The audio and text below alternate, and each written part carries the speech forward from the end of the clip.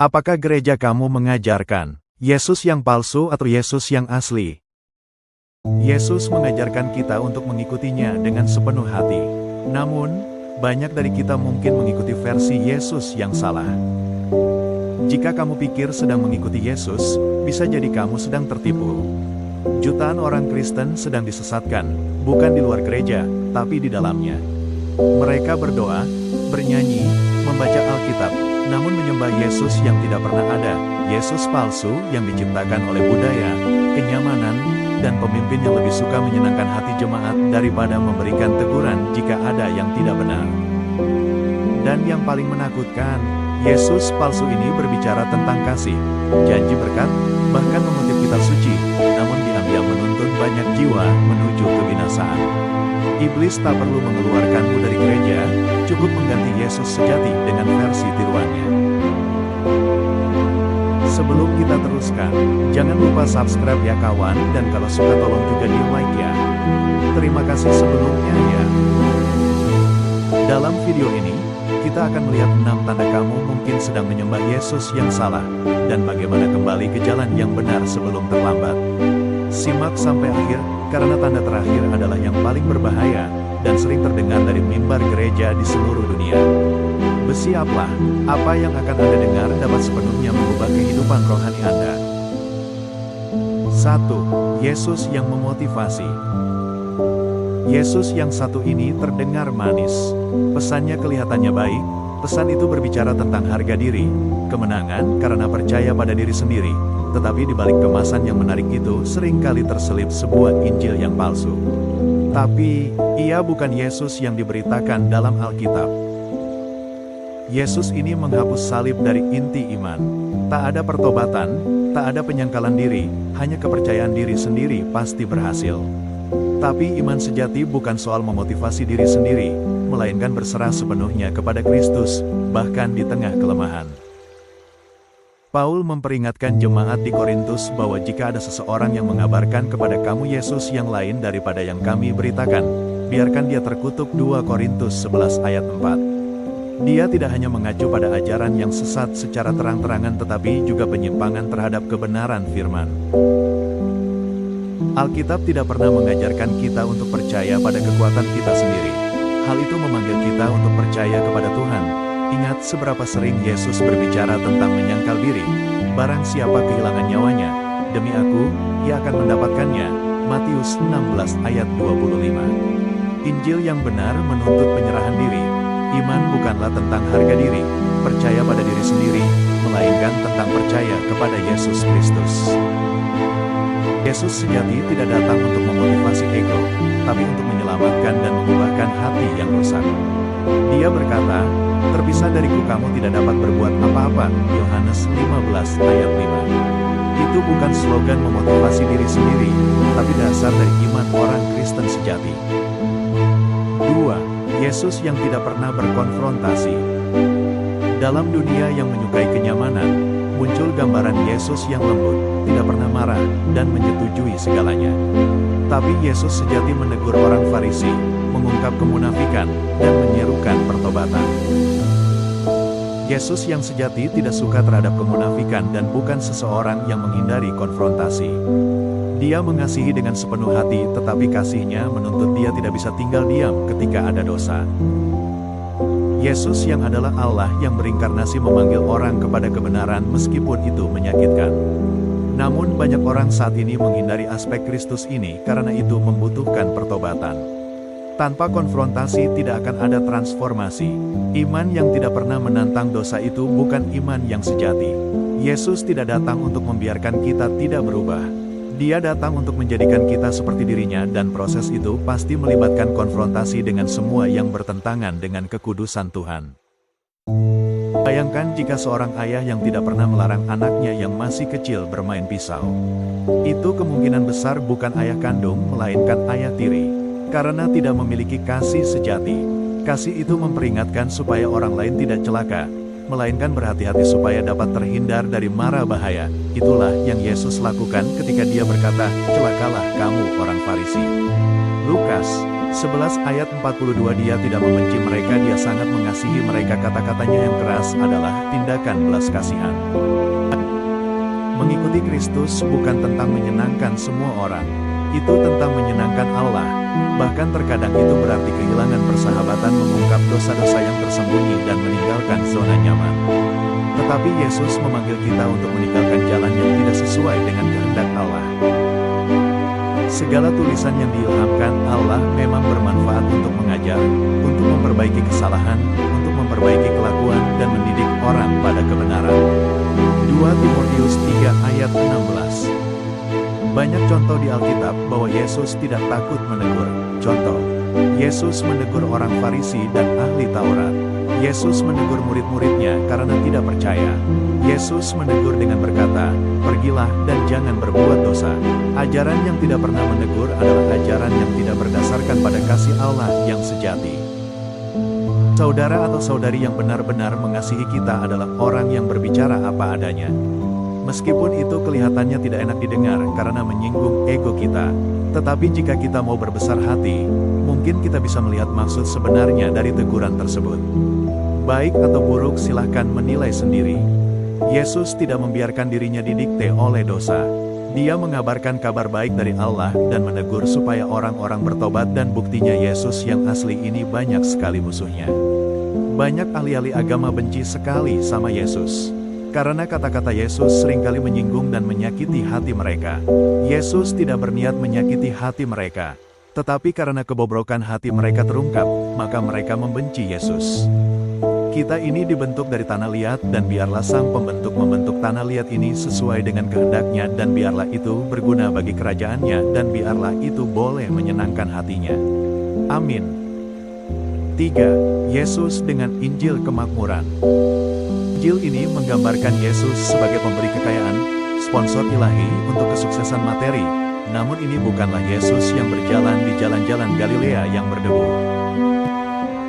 Tetapi Yesus sejati berkata, serigala mempunyai liang dan burung mempunyai sarang, tetapi anak manusia tidak mempunyai tempat untuk meletakkan kepalanya.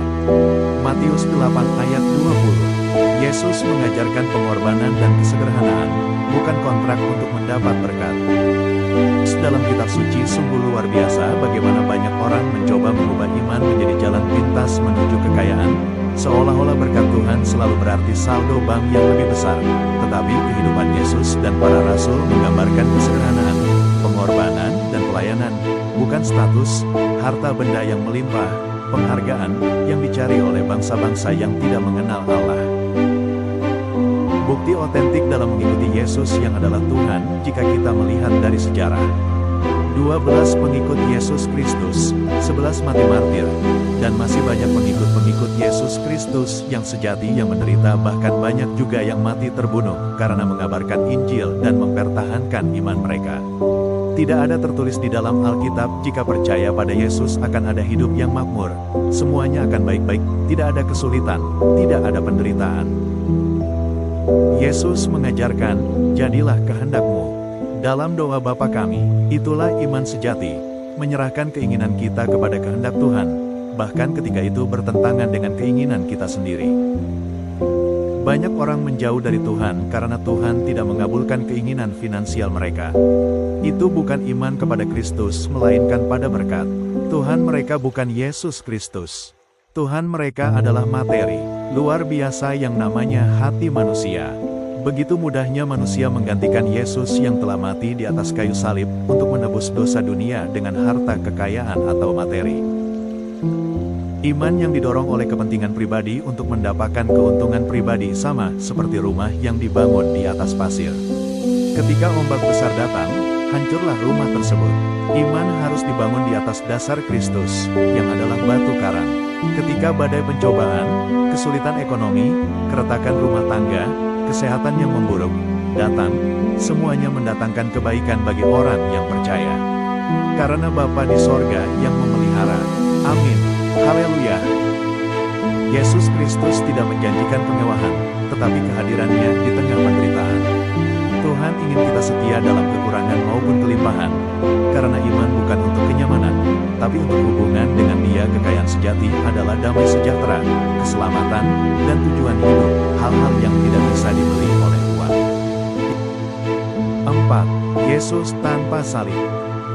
Jenis iman ini kedengarannya indah, menarik banyak orang dan menjanjikan kelegaan, tetapi dengan diam menghilangkan salib.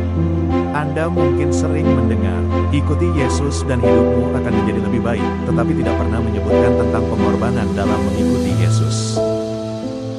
Setiap orang yang mau mengikuti aku harus menyangkal dirinya, memikul salibnya setiap hari, dan mengikuti aku. Lukas 9 ayat 23. Itulah kebenarannya. Injil adalah kabar baik dari Allah yang menyelamatkan setiap orang yang percaya. Sebab di dalamnya nyata kebenaran Allah, yang bertolak dari iman dan memimpin kepada iman, seperti ada tertulis, orang benar akan hidup oleh iman. Ikuti Tuhan menuntut pengorbanan, meskipun salib sepertinya memberatkan, tetapi justru itulah yang membedakan iman sejati. Orang Kristen tidak hidup menurut logika dunia, tetapi hidup menurut teladan Yesus tentang pengorbanan diri sepenuhnya. Menyingkirkan salib berarti menyingkirkan inti Injil. Di kayu salib dosa dikalahkan, keselamatan terjamin.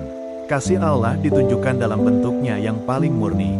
Tanpa salib tidak ada penebusan, tanpa menanggungnya tidak ada pemuri dan sejati. Sebab sama seperti tubuh tanpa roh adalah mati, demikian jugalah iman tanpa perbuatan adalah mati. Yakobus 2 ayat 26. Yesus tidak pernah menyembunyikan harga mengikuti Dia. Yesus tidak menjanjikan hidup mengikuti Dia tanpa penderitaan, tetapi Dia menjanjikan kehadirannya menyertai kamu senantiasa sampai pada akhir zaman.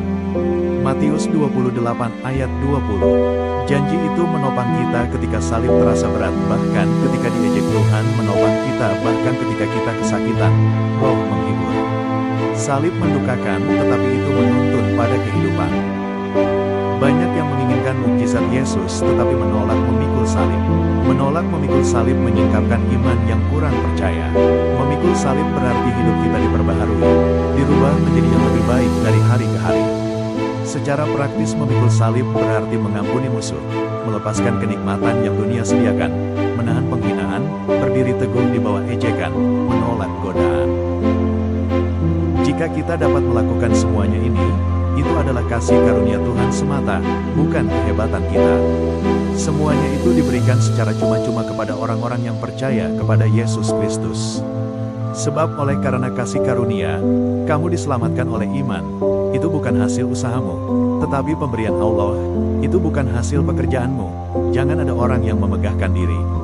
Efesus 2 ayat 8-9. Paulus berkata, aku telah disalibkan bersama dengan Kristus. Bukan lagi aku yang hidup, melainkan Kristus yang hidup di dalam aku. Galatia 2 ayat 20 itu adalah realitas spiritual iman sejati yang mengubah hidup seseorang melalui penyerahan diri yang tulus kepada Yesus. Tuhan tidak memanggil kita untuk hidup yang mudah, Dia memanggil kita untuk hidup yang bertujuan. Jika mengikuti Yesus tidak pernah menghadapi tantangan, mungkin sudah waktunya untuk mengevaluasi kembali Yesus yang mana yang Anda ikuti.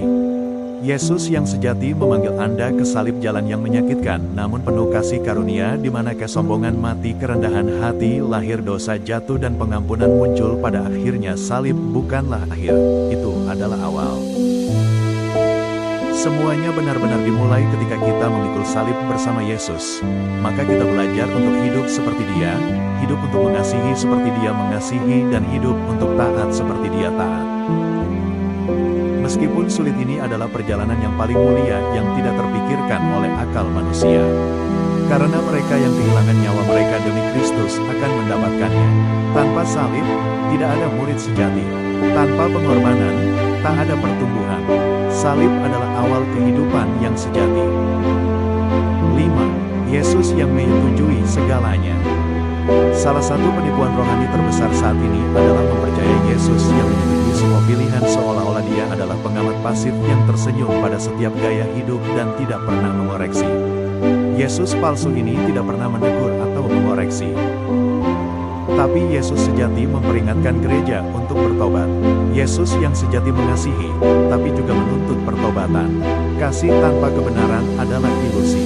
Ia tidak menyetujui semua hal, karena Ia tahu bahwa kasih sejati mengoreksi dan membentuk kita, bukan membiarkan kita dalam dosa. Mengikuti Yesus berarti hidup dalam pertobatan dan kekudusan, bukan sekadar pembenaran diri. Kesimpulan, Yesus yang sejati memanggil kita kepada kehidupan yang diubahkan, bukan untuk menyesuaikan Dia dengan keinginan kita, tapi untuk diubah menjadi serupa dengannya. Sekarang giliranmu kawan, apakah kamu pernah melihat Yesus-Yesus palsu ini diajarkan di sekitarmu, atau bahkan dalam perjalanan imanmu sendiri? Tanda mana yang paling menegurmu hari ini? Bagikan pengalamanmu di komentar ya, supaya kita boleh bertumbuh bersama dalam kebenaran dan pengenalan akan Yesus Kristus yang sejati.